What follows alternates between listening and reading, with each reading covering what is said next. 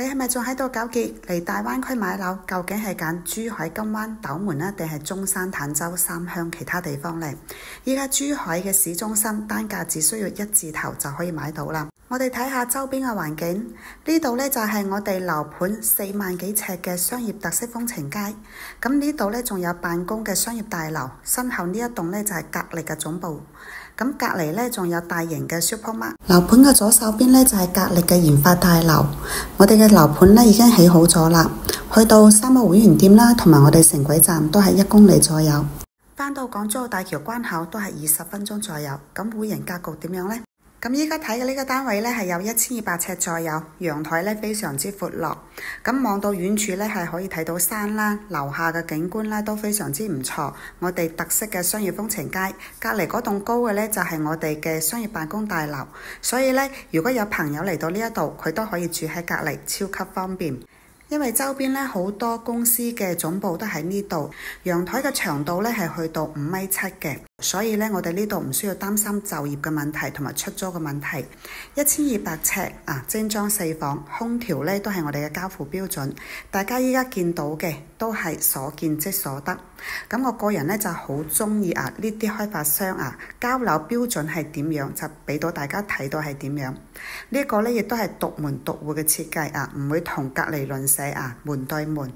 入門之後呢，呢個飄窗呢就可以坐喺度換鞋啦可以慳位啦，而且亦都可以增加間屋嘅通風同埋對流性。鞋櫃呢都係交樓標準呢個係我哋第一個房間，朝南嘅雙客廳嘅設計我個人都非常之中意。夏天嘅時候呢，開個風扇都唔需要吹空調。咁喺呢度呢，就可以擺個小圓台啦入嚟感受下我哋嘅廚房。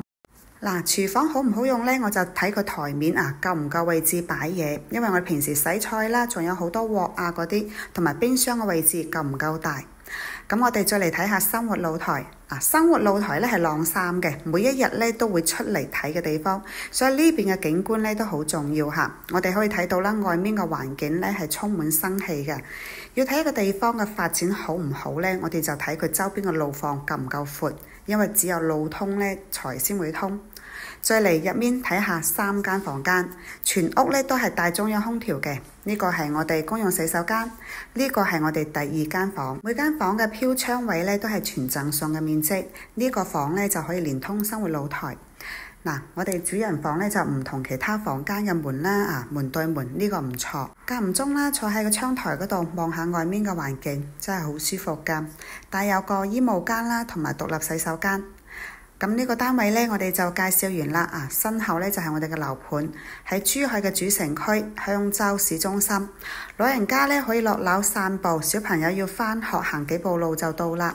咁就業問題啦都完全唔需要擔心，買返嚟可以投資，可以出租，亦都可以自己住。